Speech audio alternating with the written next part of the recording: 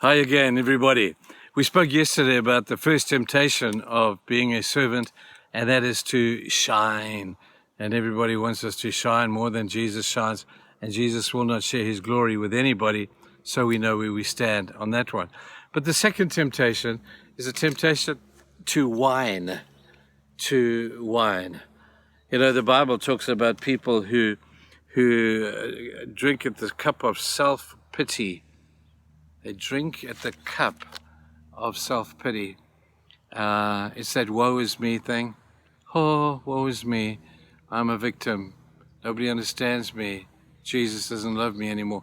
That's the nonsense that people who drink out of that cup believe.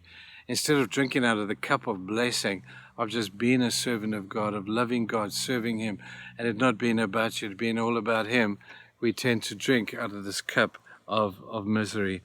And these are the people who have symptoms, and the symptoms are people who, of drinking out of this cup, they got the long face. They talk about themselves an awful lot, about what they have done, what the world owes them. And people, when you hear that, it's surprising that people don't notice that we don't like it. Nobody likes it. Nobody likes it. When I talk like that, everybody says, "Oh, Downham, get over yourself, grow up, and build a bridge," or something like that. But it's true. It's true. We're not here to shine, and we're not here to whine as well. In fact, I don't want to be too over the top about this thing, but I would say to you that God really doesn't like whiners. If you read in the book of Numbers, chapter 21, you read about a whining bunch of Israelites in the desert, and they whined like crazy because they didn't have what they had in Egypt, and they were looking back at Egypt and saying, "Man, there we had food, there we had drink. Now in the desert, Moses, what have you done? You've brought us to this terrible place." And they moaned and they moaned. And Moses went to God and said, "God, they're moaning again." And God said, "Moses, they're not moaning about you. They're moaning, in fact, about me." And how tragic it was that they were moaning because of what God had done and the majestic thing of opening the Red Sea, providing for them abundantly. But this bunch of self-opinionated and people who were feeling entitled to a whole lot more than they should have began to grumble. God doesn't like grumblers. So God had to deal with them, and it was a harsh way to deal with them, but he sent snakes in amongst them. You know the story well. And the snakes bit the people, many died, and God said, "I'm going to do something here that'll make you realize that this is not what I like." And then they went to Moses and said, "Moses, go to God and tell him we're sorry, we won't do this anymore." And Moses took a bronze serpent and he put it up in the middle of the wilderness, and he said to the people, "God says, if you look upon this bronze serpent, then you will be healed." Some couldn't believe that it could be that easy, and they probably died, not ever looking at the bronze serpent.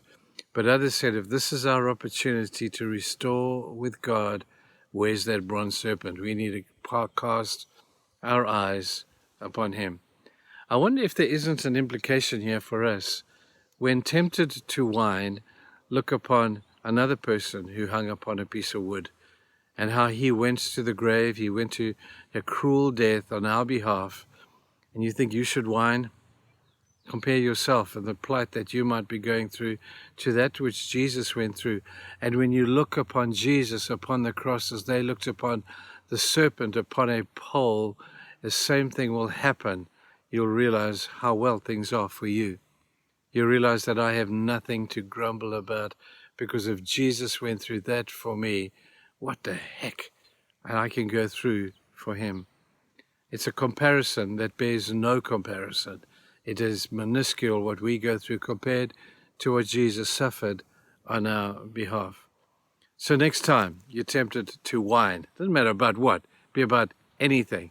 Just take a picture of yourself and have a look at the people of the children of Israel as they looked upon the serpent, and then cast your eyes upon Jesus, hanging upon a cross, no whining coming from him, just a deep sense of love and compassion to you and duty to his Father.